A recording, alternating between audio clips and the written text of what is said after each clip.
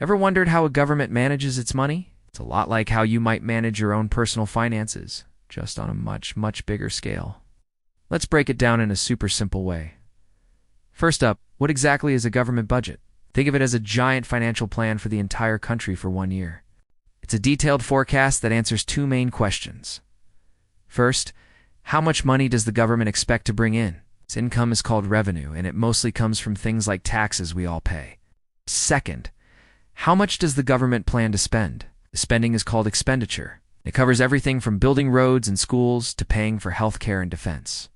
So, a budget is simply a plan for the government's income and expenses for the upcoming financial year. Now, what happens when this plan isn't perfectly balanced?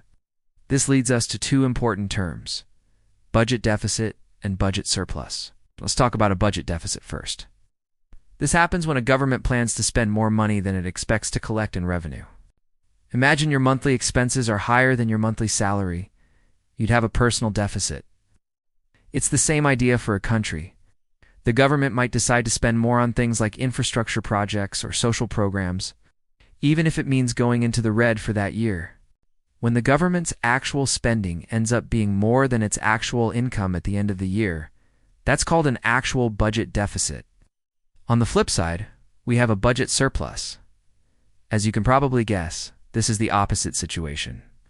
A budget surplus occurs when a government expects to collect more money in revenues than it plans to spend. It's like having money left over after you've paid all your bills for the month.